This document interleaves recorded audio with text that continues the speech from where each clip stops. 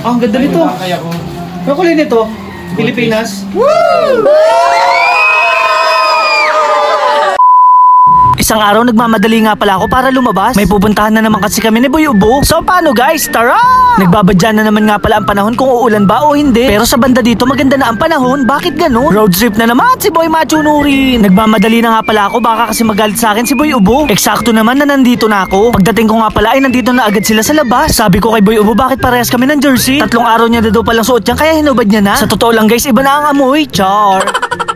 Nag-usap nga pala kami dito about sa mga isda. Medyo dumadami na rin kasi yung mga nagbibigay. Wala na nga pala lalagyan si Boy Ubo kung may magbibigay pa. Kaya naman agad na kaming umalis. Angkas nga pala ni Noknok kay si Kuya Dugs. Tapos ako walang kasawaan si Boy Ubo pa rin. Babay muna, puro 4, aalis muna kami. Ako lang dapat yung aalis pero sumama sila. May magbibigay kasi sa akin ng flower horn. Inaabangan na nga pala nila kami sa labas. Big shoutout nga pala kay Boss Alan. Ganon din pala kay Boss Justin. Kaya naman agad na kaming pumasok. Grabe guys, ang likod pala nila ay dagat na. Bagay na bagay talaga dito mag-alaga ng isda. Pinapasok na rin pala kami ni Boss Alan. Nauna na nga pala si Boy Ubo, kala mo siya yung bibigyan. Grabe nga pala ang ngiti niya kasi nakakita siya ng katulad niya. Ayaw ko na lang mag-isip kung ano yun, kayo na lang bahala. Ito nga pala yung anak ng flower horn. Grabe guys, napakadami. Meron din pala siyang alagang arwana. Tapos guys, iba't ibang uri ng isda. Pero dito talaga ako namamangha kasi napakalaki ng ulo niya. Napakaganda rin pala ng filtering system niya. Napakalinis nga pala ng tubig nito kaya pwedeng inumin. Big shoutout nga pala sa batang to, mabuhay ka hanggang gusto mo. Binigyan din pala ako ni Boss Alan ng mga baby na flower horn. Dahil dyan maraming salamat po. Pupunta naman kami kay Boss Justin. Malapit lang daw pala yun sa kanila. Nagulat ako, meron na rin palang 7-Eleven dito. Ito nga daw pala ang bahay niya. Tapos sinoknok papatok, hindi makapaglakad na maayos. Baka daw kasi magasgasan ng bago niyang sapatos. Grabe guys, napakaganda. Sana all. Pagpasok namin, eto nga pala agad ang nakita ko. Grabe, napakaganda. Siguro napakamahal nito. Hindi lang pala yun, meron pa pala dito. Guys, comment nyo nga kung ano yung pinakamaganda. Sa isa nga pala nating video, nagbigay din siya sa akin ng mga gapi. Eto nga pala yung bibigay ni Boss Justin. Medyo nakakahiya lang pero tinanggap ko na. Sino ba naman ako para tumanggi sa grasya? Medyo dumadami na nga rin pala ang mga bata sa labas. Kasama nga pala namin si Itchambunggan. Char! Nakita ko rin pala dito yung classmate ko nung college. Hindi ko namamalayan. Grabe guys, sobrang dami na nga pala namin. At dahil dyan, maraming salamat nga po pala sa solid na suporta. Bigla nga pala ako nauhaw. Shoutout din pala kay Tropa. Guys, may bago nga pala ako ipapakilala sa inyo. 1 million followers nga pala to sa Facebook. Bago yun, may ituturo nga pala ako sa inyong laro. Tapusin nyo ang video para makilala nyo siya.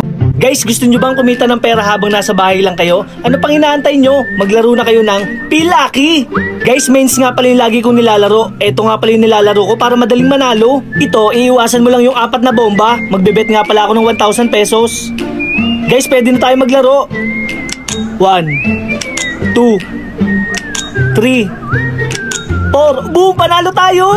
Napakadali din pala mag-cash-out dito. Gamit lang ang Maya at Gcash. Pang inaantay nyo, mag-download na kayo ng Pilaki. Nasa comment section ko nga pala yung link. Tayo palang naaaninag ko na siya. Katrabaho ko din pala siya dati. Hindi ko akalain dito pala kami magkikita. Siya nga pala si Sports PH. Guys, tandaan nyo yung mukha niya. Pwede kayo magpa-picture sa kanya. Napakaganda rin pala ng mga ginagawa niyang video. Tulad na lang ng mga laban ni Pacquiao. Pinakilala ko din pala siya kila Noknok Paputok, Kuya Dugs at Boy Ubo. Tapos konting kwentuhan about sa mga bagay-bagay. Hindi na rin pala siya magtatagal kasi aalis sila. Maraming salamat nga pala sa pagpunta. Salamat nga pala sa nagbigay kay Justin Go. Binigyan din pala si Boy Ubo. Kaso parang hindi siya masaya. Pauwi na nga pala kami kasi may pupuntahan pa si Noknok Paputok. Nadaanan nga pala namin si Itchambunggan. Nakakainis lang sila, hindi nila ako sinama. Kaya naman nagpasya na akong umuwi. So paano guys, hanggang dito na lang. Maraming salamat sa panonood. Paalam!